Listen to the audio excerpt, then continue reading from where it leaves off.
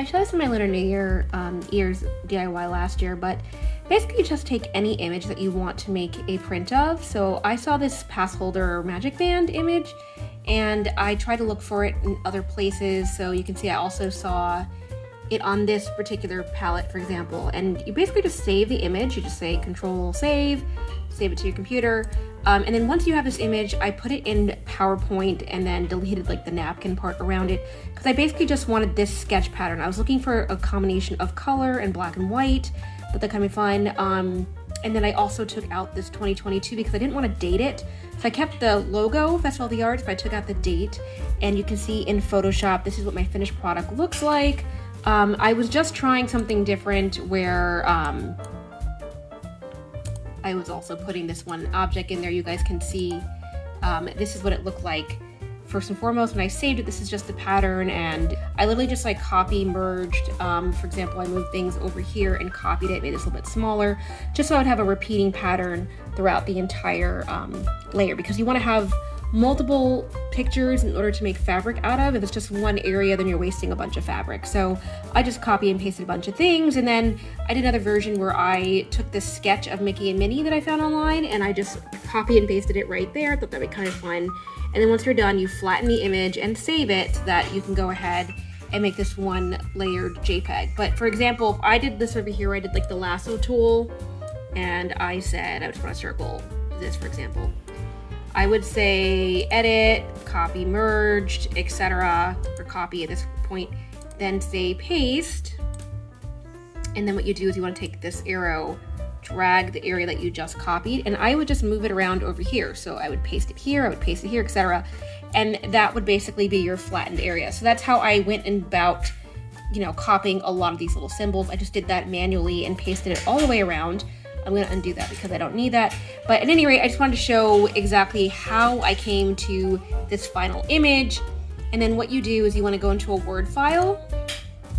So I'm going to go to where I have it saved so that it'll be on one side of the ear with the Festival of the Arts logo like that.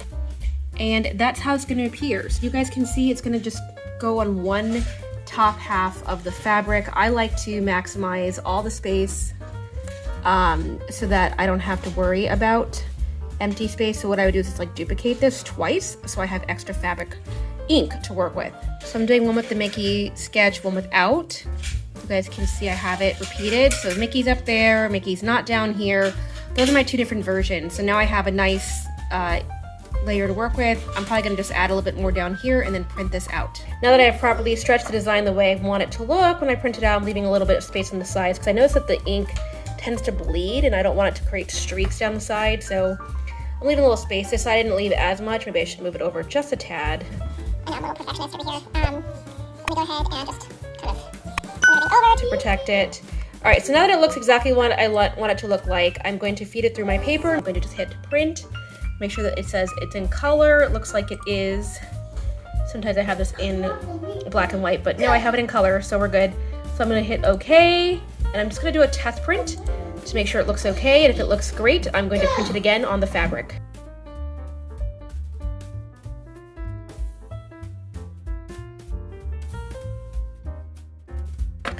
There it is coming out of my very dusty printer. Because my test print came out looking good, I just went ahead and reprinted it, and this time it's on the fabric. And I fed it this way in my printer because it comes out with the ink on the other side, so that's how I did that. So I do have the ink on the right side, and now the next step of this is to let this dry. After 5 minutes, peel off the back, that's kind of like a sticker, wash it for about 30 seconds, and then let it dry and or iron it straight, and then you can use it as regular fabric. And it's pretty stretchy, so that's pretty awesome.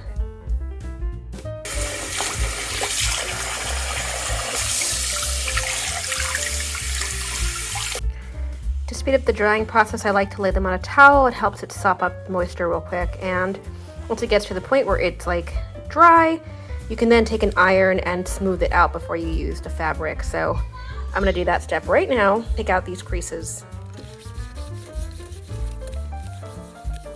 And once they're nice and smooth, they are ready to use and to cut out. You just cut the same shape that you normally would with ears.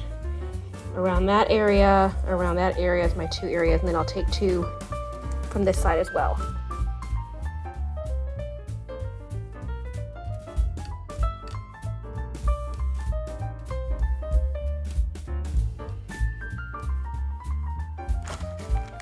line it up. And I like to do glue there, then glue on the side, then glue on the side, but do not glue on the bottom yet, so just all the way around.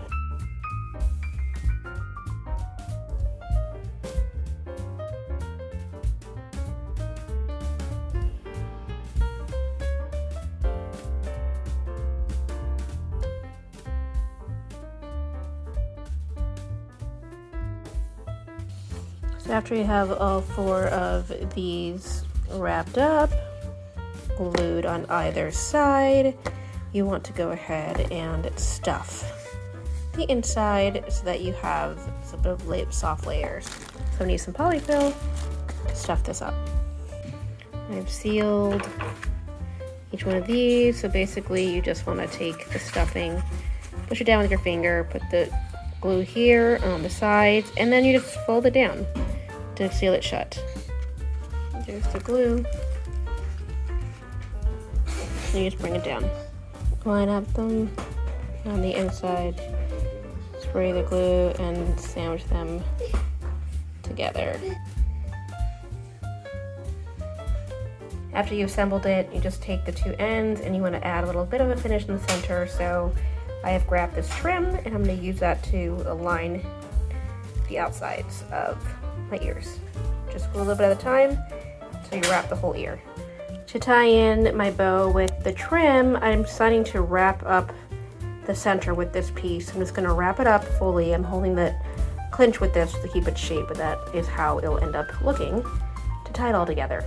I didn't record this, but the next part of my ears, I decided to redo my bow. I actually had some trouble wrapping the final part of the bow, which got glue all over it, so I abandoned the original fabric and decided to go with a nicer pinker color that would blend in well with the purple of the figment.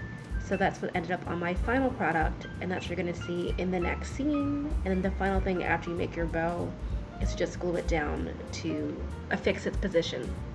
I'm not sure if I got this on camera or not, but my final step was I just put a little bit of glue underneath both sides of the bow to stick it down and make sure it kept its shape so it doesn't get all folded over. And that is the finished product. I ended up moving the ears over so that you can actually read the letters. Over here it says Festival of the Arts with pigment. You have the shape on that side. And then in the back, I added 3 tiny little sequins just to add a little more artistic flair. But that is the entirety of the ears. Hopefully that gives you an idea of how to make your own print into something fun and fabulous. And I chose the purple bow. I chose the purple headband because it goes with this nice pattern as well. But those are the ears that I made for the Festival of the Arts collaboration. Hopefully my person loves them.